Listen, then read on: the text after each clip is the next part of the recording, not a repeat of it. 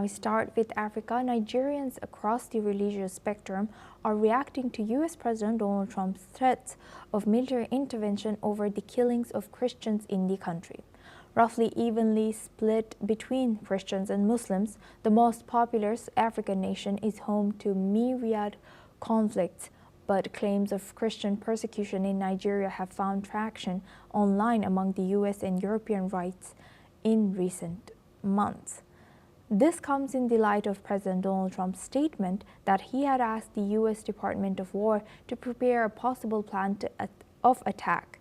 Let's listen into what citizens have said about these developments. There are some conspiracy theories about even the purpose of this announcement by the President Trump, but we don't believe in rumor or hearsay. We believe the President of America should listen to good voices from this country, reliable and honest voices from this country, and rethink over this his so-called decision. Mr. Trump has interior motive. Is not to our own advantage. There are more to it. So I think, if you ask me, I advise Mr. President, our President, Asiwaju Ahmed Tinubu, to find a political solution to it. When you talk about killing in place like a Plateau, in place like Benue, where you have almost 80% of their population as Christian, then if you are now saying it's not genocide, then you are not being fair. Now for this discussion, we welcome Osaniyin Taiwo. He's a policy and strategic implementation expert, joins us live from Abuja, Nigeria. Thank you very much, Osaniyin, for joining us again. Good to see you. Now, looking at this news, what is the reality in the ground in Nigeria? Is it true that the reports of Christian and Muslims being killed by Muslims, or what's going on over there? Thank you for asking me. It's always a pleasure being on NewsX World. Let me start by saying that the current situation in Nigeria today has anticipated right from 2009, and Nigeria, excuse me, has been faced with security challenges from the year 2009. These security challenges are not far from relatable consequences of insurgency, such as Islamic groups such as Boko Haram.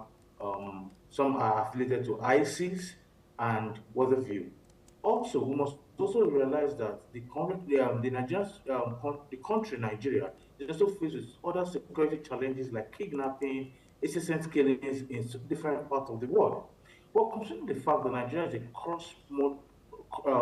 cross multi-ethnic and religious society, it's always very important that we must be very careful at which we try to resolve these challenges. However, on the flip side, Donald Trump and his statement made during the weekend, sometime last week, it only shows that two things. He doesn't understand the basis of the Nigerian challenges, the basis of the Nigerian security challenges. Are we saying that there are killings happening in Nigeria? Yes. Are we saying there are kidnappings happening in Nigeria? Yes. Are Nigerians being killed? Yes. Are Christians being killed? Yes. Are Muslims being killed? Certainly, yes. But the major challenges are not because of the killings. The major challenges is because it only undertones the fact that the current situation in the country is overlong for a country like Nigeria to be facing this. And presidents after president come to make different promises to avert and reduce these situations, but we do not see anything positive on ground. Having said that, is Donald Trump's statement really the best solution? Well, I would say yes and no. Yes, on the side of the fact that Nigeria needs international support. We cannot deny that factor that the Nigerian government needs the essence and the history of this crisis is very key in resolving the situation of the country. And if Donald Trump doesn't understand the history and the antecedent of where the crisis is starting from and thinks it's just from a part of the genocidal point of view, it may be wrong. And not only that, if there is no cooperation between the Nigerian government and the United States of America government in averting this current situation, they may not actually get the right solution. On the flip side, Nigerians are also afraid, considering the fact that the United States historically have not been a country that can be trusted when it comes to peacekeeping, considering their antecedents in Libya, in Burkina Faso, and other countries in the global East. And this is also giving the Nigerian this fright and this belief that this attack may also be from another different perspective from the United States of America, which is Donald Trump. Also, in addition, must also forget the fact that Donald Trump has a rascally behavior in his setup and may not want to listen and carry out this approach in a very positive manner. Having said that, it's also important that we must see from the light that Donald Trump seems to be a desperate president, considering his global peace award that was denied, and wants to actually show a bit of muscle around the global world today, showing that he wants to keep peace, but his approach may not be the best approach. And what do you make of U.S. threats, military intervention influencing Nigeria's internal religious and political dynamics? Is there any politicians in Nigeria also reacting to this? And what do you think of the motive behind this U.S.'s threat? Well, a lot of Nigerian politicians have been reacting. We have had different ministers commenting, different governors restating the need for cooperation and unity, the need to come together as a country, rather than looking at this from a religious perspective. We've had different governors, one of the governors, Nasarawa State Governor, Sule, Osun State Governor, Adeleke, and a couple of ministers have also spoken and heard their voices. But the only problem I have is some Nigerians who are insensitive of the current situation and the current political climate, the global political climate in which they make some certain comments, sometimes sounds a bit as a threat to Donald Trump. Donald Trump doesn't give a damn in the real sense of it. If he says it, he will do it. But we're also very careful as a country and how to actually create a necessary collaboration with the United States of America. And that is why the good news is just this morning, the President of the Federal Republic of Nigeria, His Excellency President Bola Ahmed Tinubu, has instructed the security agencies to do immediate screening for ambassadors in the country so that they'll be posted. Because Nigeria does not have an international face. We do not have any ambassador representing the country in any part of the world today. And that is a very big lacuna in the current state of international relationship and within and between Nigeria and other countries. So this is probably one of the swiftest development that has just occurred this morning. However, it is also very important to state categorically that the killings in Nigeria must stop. Threats from Donald Trump may not be the way forward. Collaboration from the United States may be the way forward. But at the same time, it seems sometimes to be that some of the people or some of the Nigerian politicians are probably afraid, considering the fact that some years ago, the United States and the FBI and actually listed some Nigerian politicians who were actually on the watch for sponsoring terrorists and terrorism in the country. Maybe that is their fear, that considering the fact that Donald Trump may have this information right in his hands, and so they are probably fearful to actually want Donald Trump to come to the country. But having said that, whatever the situation may be, one thing is certain: Nigerians are being killed, and the killings must stop. And the killings must stop immediately. Yes, indeed. Thank you very much, Osani and Taivo, for sharing that powerful message with us on NewsX World and sharing that insight all the way from Nigeria. Now we move on to our next news. We stay in the region. The Global Hunger Monitor has confirmed famine in Al Fashir, the Sudanese city taken by the paramilitary Rapid Support Forces after a lengthy siege, as well as Kadugli, another besieged city in Sudan's south. The finding marks the first time that the UN-backed Integrated Food Security Phase Classification (IPC) has determined that these cities are in famine condition. The UN has also confirmed famine in camps for displaced people in Al Fashir, the capital of Darfur. The IPC is the internationally recognized standard for measuring the severity of hunger crisis, and its findings have provoked criticism from Sudan's government, which is backed by the army. Now, for this discussion, we welcome Dr. Tolit Atiya. He's an African affairs expert, joins us live from Kampala, Uganda. Thank you very much, Doctor, for joining us. Welcome to NewsX World. Now, looking at this, what more can you tell us about the reality in the ground, and what role should international actors, including US, UAE, Saudi Arabia, play in negotiating sustainable human truce in Sudan? What do you make of today's statements from UAE that everyone made a mistake in not contracting the crisis back when it started?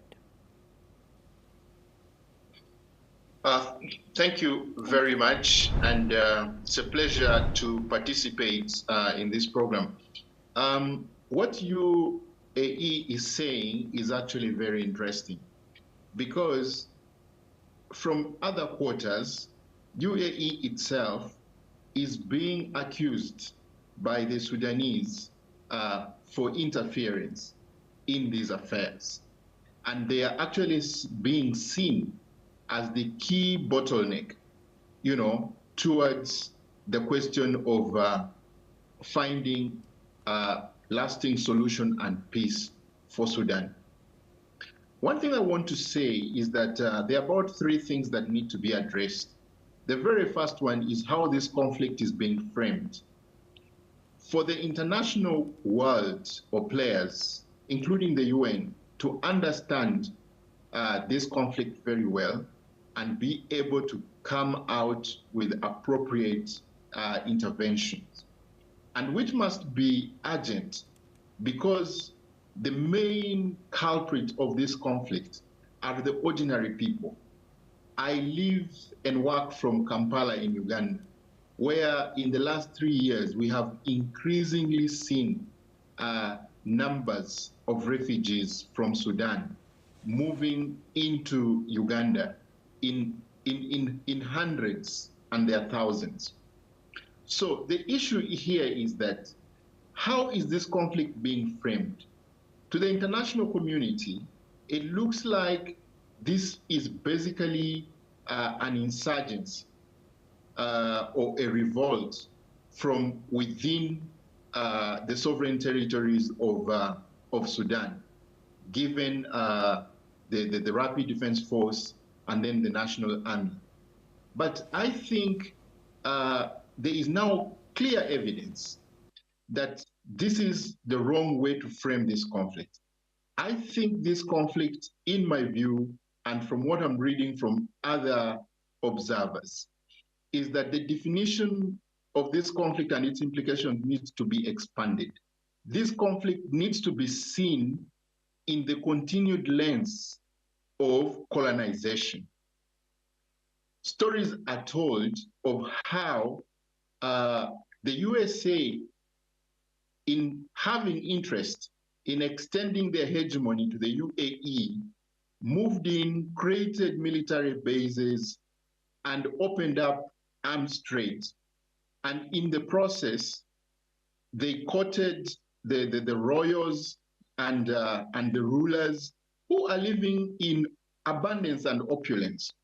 And I think these rulers, in a way, picked a page from this doctrine and have tried to extend their own hegemony, down south. And there are these accusations of the Rapid Defense Forces being sponsored by the United Arab Emirates. And this is basically in quest for minerals and commodities. And I think there is some water in this argument. So in this way, I also begin to think that the whole quest for further decolonization of Africa, especially seen in the nuance of neocolonization through corporates and businesses, needs to be tackled head on. That is one.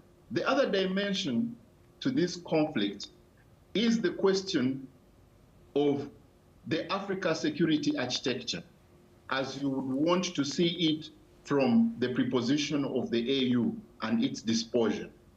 I think the Peace and Security Commission of the African Union has completely failed. It has collapsed. Its strategies are shambolic, and I think cannot hold the pillars for peace anymore. And I think this needs to be addressed very, very seriously. The UN Security Council needs to take interest on how the African Union how the African Union security architecture stands and is disposed, because it's just not only Sudan. We have seen Mali going into smoke. We've seen Burkina Faso going into smoke. We've seen the riots in Kenya, and now we are seeing what is happening in Tanzania. And I think what is causing the biggest problem is this principle of non-interference, because democracy is being shoveled. And when the African Union continues to insist that neighboring countries and the international community and stakeholders are going to be bound by that principle of non-interference, then in a way they actually give opportunity for the dictators to have a freehold and leeway. And I think this needs to be addressed. The third and last thing, which is really crucial, is that the conduct of this war is really barbaric. The amount of infrastructure that has been brought down, its impact on humanity. Yes. The crisis that we are seeing now is, especially the famine, the prolonged drought, is something that definitely calls for international intervention without any delay. Yes. Because otherwise, the actual bedrock of international relations has been put right in the dock here. With that, I would like to thank Dr. Tolit Atiya for sharing that thorough explanation from all angles on this topic. Thank you very much. Please stay with us as we come back to you for another discussion as well. Now we